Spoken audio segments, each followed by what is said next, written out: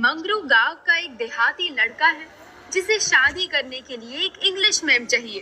पर एक समस्या ये है कि हमारे मंगरू भैया इंग्लिश ही नहीं जानते।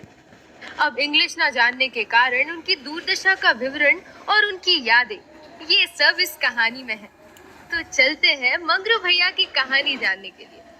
ओ अम्मा, कहाँ हो तुम? हम कब से खोज रहे हैं। कहाँ लुक के बैठी हो? मंगरू अपनी माँ को आवाज देते हुए घर में घुसा। माँ को सामने देखते ही बोला, अम्मा, बाबू से कहकर मुझे इंग्लैंड भेज दो ना। ई का होता है बचवा। मंगरू की ओर आस की दृष्टि से देखा उसकी माँ ने। अपनी माँ की जिज्ञासा को देखते हुए मंगरू बोला, वो हमको विदेश जाने का है अम्मा। हे राम, विदेश जाएगा?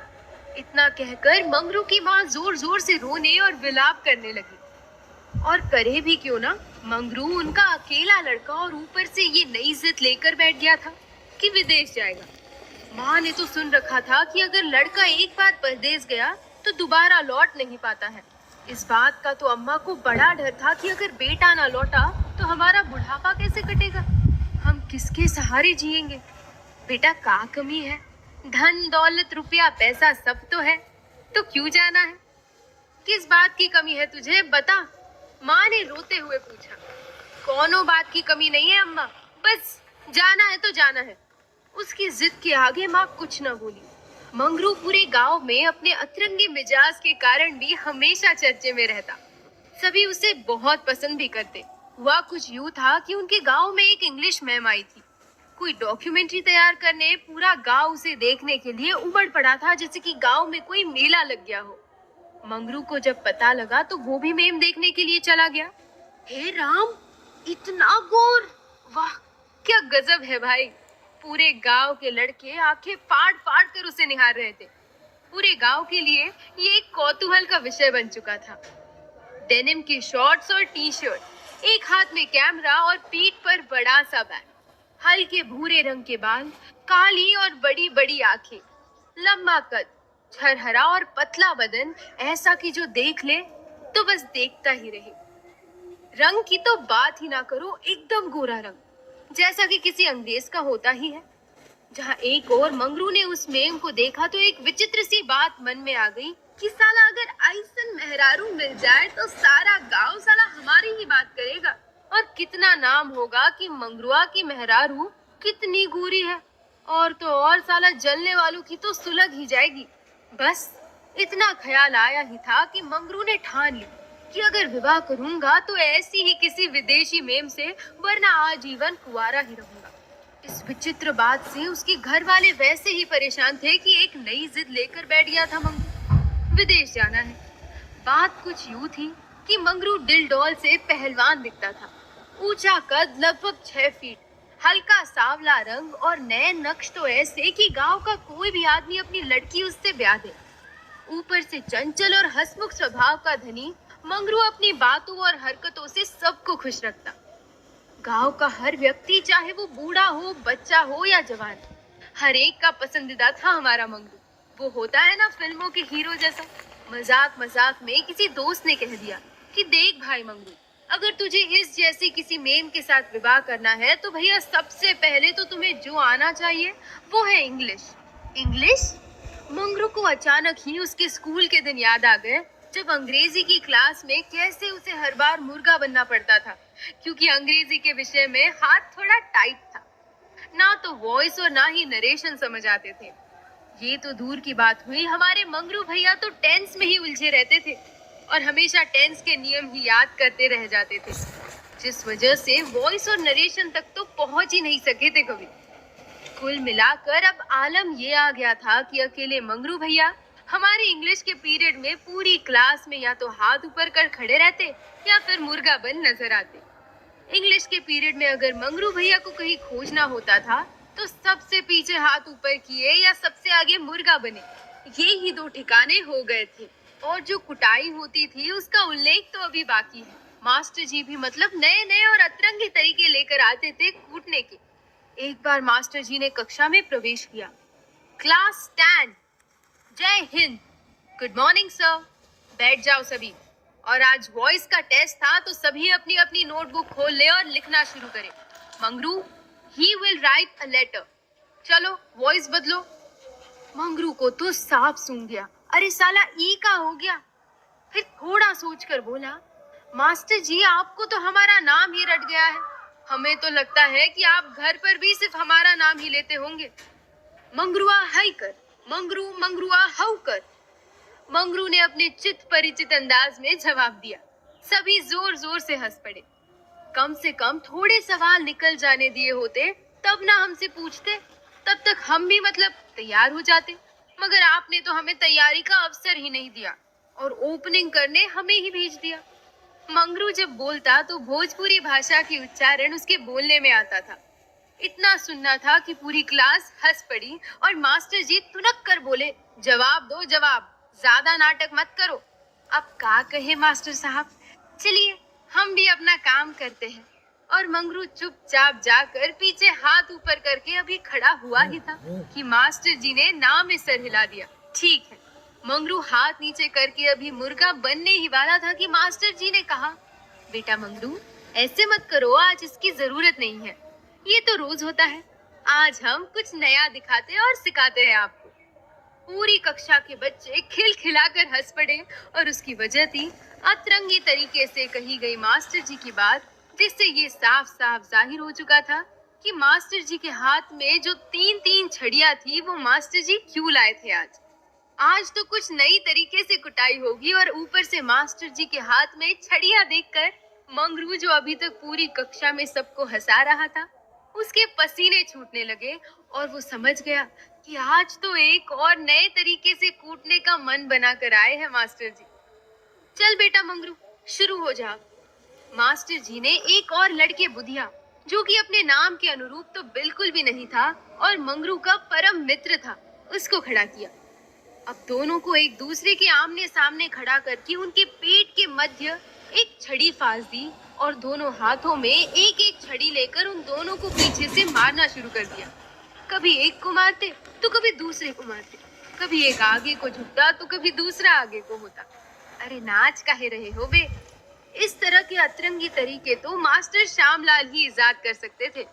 और ऊपर से मंगरू जब भी मास्टर जी उसे मारने के लिए छड़ी उठाते तो मारने से पहले वो ही अलग अलग तरीके से मुंह बनाकर पहले ही चिल्लाने लग पड़ता और ये देखकर सबकी हंसी निकल जाती। मारे है नहीं, चिल्ला पहले से ही रहे हो, कहकर मास्टर जी ने कान के नीचे जोरदार तमाचा रसीद कर दिया। अब तो मंगरू इंग्लिश के हर पीरियड में कभी पानी, कभी वॉशरूम तो कभी टॉयलेट का बहाना बनाकर क्लास से गायब रहने लगा था। का हो मंगरू, कहाँ खो गए? अचानक आई आवाज ने मंगरू को भूतकाल से वर्तमान में लाकर पटक दिया। मंगरू हंसा और बोला, ये भाई देखो, ये सब तो ठीक है कि हम एकदम गोरी लड़की से ब्याह करना चाहते हैं, मगर भैया लोग ये कैसे होगा भाई? का कैसे होगा बे? अरे वो तुम तो जानते ही हो कि इंग्लिश में हमारा हथवा कितना तंग है। हाँ तो देखो भाई, इंग्लिश का आना तो बहुत जरूरी है, वरना मुश्किल ही है। जब भाषा ही नहीं बुझेगी तो बतियाओगे क्या? बात तो सही है। एक अन्य मित्र ने इस बात की पुष्टि की। तो हमें इंग्लिश ना आएगी तो क्या हमारा विवाह नहीं होगा का? बात करते हो, अभी मारेंगे बहुत तुमको। मंगरू गुस्साए हुए बोला, अरे काहे नहीं होगी, होगी। बाकी जिससे तुम कह रहे हो उससे नहीं होगी रे गधा। मंगरू सोच में पड़ गया। रे भाई, इंग्लिश तो बचपन में भी तंग किया और साला अब बड़े होने पर भी कर रहा है। क्या करें हम इसका? इन सब सोच विचार के बाद एक हल जो निकला वो ये था कि मंगरू अब इंग्लिश की कोचिंग करेगा। फिर वहीं पर बैठे बैठे कोचिंग के लिए जगह चुनी जाने लगी कि कौन सी जगह पर दाखिला लिया जाए। तभी एक दोस्त बोला, काश साला हम भी अंग्रेज के घर में पैदा हुए होते, साला कौन कोचिंग क्लास की जरूरत ही ना पड़ती, बचपन से इंग्लिश बोलते। मंगरू बोला, देख भाई, ये बात के लिए तो तुम्हारी अम्मा को किसी अंग्रेज के साथ विवाह करना चाहिए था। हंसी के ठहाके गूंज पड़े और सभी जोर जोर से हंसने लगे। हंसी मजाक में ही सही, मगर ये बात सुनकर एक नया ख्याल आया था कि जब विदेश का बच्चा लोग साला बचपन से इंग्लिश बोलता है तो क्यों ना हम उन्हीं के देश में जाकर उन्हीं के यहाँ से कोचिंग करें। सबको ये बात भी जम गई। मंगरू के घर वालों के पास पैसों की कमी तो थी ना, घर वाले भी हर जिद पूरी करते थे, बस इसीलिए आज मंगरू जाने की जिद पकड़ कर बैठा था विदेश, और इस वजह से ही घर में सब रोना धोना शुरू हो गया था। मंगरू की माँ को रोता देख उसके पिताजी आए और आस पड़ोस के लोग भी जमा हो लिए थे। सबने बहुत समझाया पर मंगरू न माना। जिद थी कि जाना है तो बस जाना है। आखिर अंत में जीत मंगरू की ही हुई। सब कुछ हो गया था, वीजा आ गया था और मंगरू भैया इंग्लैंड जाने के लिए रवाना होने वाले थे। मंगरू की माँ का रो रो कर बुरा हाल हो रहा था, मगर क्या कर सकती थी। बेचारी हौसला करके बेटे को विदा करने आई। बात करते समय माँ वाली सारी नसीहतों को याद दिलाने लगी। ए बेटा, देखना तनी सुन ले, अपना सीट पर ही बैठना और ज्यादा हाथ बाहर मत निकालना जहाजवा में से, और सोना तो बिल्कुल ही मत। पता लगा कि तुम सोए और कोई सामान लेकर निकल गया, कौनो कुछो दे तो पर देना, लेकर खा मत लेना। का पता कुछ मिला कर दे दे और तुमको लूट ले तो परदेश में कौन तुमको जानता है। कहाँ जाओगे, का करोगे कहते हुए माँ फिर रोने लगी। अरे अम्मा, ऐसे रोगी तो हम कैसे जाएंगे। तुम तो खुशी खुशी हमें विदा करो। क्या पता वहां से तुम्हारे लिए एकदम गोर पतोह ले आए। सभी हंस पड़े। पहली बार मंगरू अपने घर से बाहर निकला था और पहली बार ही उनके गांव से कोई विदेश जा रहा था। मंगरू को पूरा गांव बस स्टैंड तक छोड़ने आया था। बस चढ़ते हुए दोस्तों ने कहा, जल्दी आना, मन नहीं लगेगा तुम्हारे बिना। हाँ हाँ, जानते हैं, हम जल्दी आएंगे। माँ ने अपने पल्लू से बंधी हुई गांठ खोली और उसमें से 1000 रुपए निकालकर मंगरू को देते हुए बोली, ये ले बेटा, रास्ते में कुछ खा लेना, जैसे वो हमेशा करती थी। इस बार तो मंगरू भी अपनी आंखें डबडबाने से न रोक पाया और मुंह फेर कर बस में चढ़ गया। खिड़की से बाहर देखकर सबको अलविदा कहने लगा तो माँ की आवाज आई, बेगवा में रोटी रख दिए है, अचार का डिब्बा भी है और लड्डू है, रास्ते में खा लेना। का पता कैसे खाना देते होंगे वो बाहर से खरीद कर, ज्यादा मत खाना। ठीक है माँ। मंगरू माँ के भोलेपन और निश्चल प्रेम को देखकर मुस्कुराया।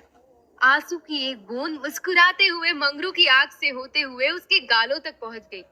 बस मंगरू को लेकर चल पड़ी एयरपोर्ट की तरफ। एयरपोर्ट पर चेकिंग के दौरान ऑफिसर ने पूछा, इंग्लैंड क्यों जा रहे हो? विवाह करने के लिए सर। व्हाट? वो कहा है ना, वहाँ जाकर पहले इंग्लिश सीखेंगे और उसके बाद कोनो गोरी मेम से विवाह करेंगे। हम जानते हैं ना सर कि गोरी छोरी से विवाह करने के लिए इंग्लिश आना जरूरी है। हमारे गांव के दोस्त ने बताया है। मंगरू मुस्कुराते हुए बोल रहा था और जांच करने वाला अधिकारी भी उसकी बात सुनकर मुस्कुरा रहा था। हवाई जहाज तो बहुत बड़ा होता है यार, साला आसमान में तो पिद्दी सा दिखता है। वाकई तो बहुत बड़ा है भाई, जाके गांव में सबको बताएंगे ये बात तो। हवाई जहाज के अंदर बैठे एक शख्स ने मंगरू से कहा, क्यों भाई, इंग्लैंड आना जाना तो हमेशा लगा रहता होगा आपका। मंगरू की अटैची, जिसे कि उसने चेन से लगाकर अपनी कुर्सी के साथ बांध रखा था, उसे देखकर उस आदमी ने चुटकी लेते हुए कहा, नहीं भैया, हम तो पहली बार जा रहे हैं इंग्लिश की पढ़ाई करने। मंगरू एक बार बोलता तो उसे चुप करवाना मुश्किल हो जाता था। ये ही हुआ।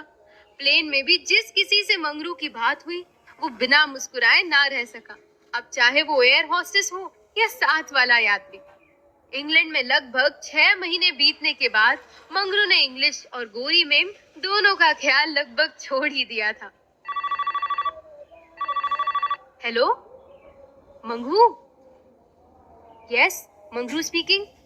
Who are you? अरे का यार, भुला गइल का हम्बा के घवे जाके। हम जेम्स पीटरसनवा बोलत है इंग्लैंड से, तुहार इंग्लिश के मास्टर। याद आइल की ना? और उधर से हंसने की आवाज आई। मंगरू भी हंस पड़ा। अब उसके दिमाग से इंग्लिश का भूत भी उतर गया था, मगर वहाँ के लोगों को भोजपुरी जरूर सिखा के आया था। वो फोन पर हुई वार्तालाप उसी का प्रमाण था। कुछ देर बात करने के बाद मंगरू ने फोन के लिए किसी को आवाज दी, Cherry, there is a phone call from England, your father is online.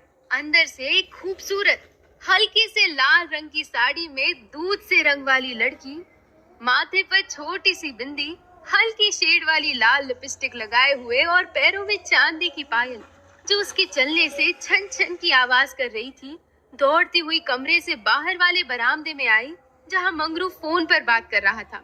आते ही उसने फोन का रिसीवर लिया और बोली, hello dad, how are you? और बातचीत बढ़ती चली गई। ये थी मंगरू की इंग्लिश मेम, जिससे वो इंग्लैंड में कोचिंग के दौरान मिला था। बात बढ़ी और धीरे धीरे दोनों एक दूसरे को पसंद करने लग पड़े। फिर वहीं पर शादी भी हो गई। अब इसे इत्तेफाक कहो या किस्मत, मगर मंगरू को उसके सपनों की रानी मिल गई थी।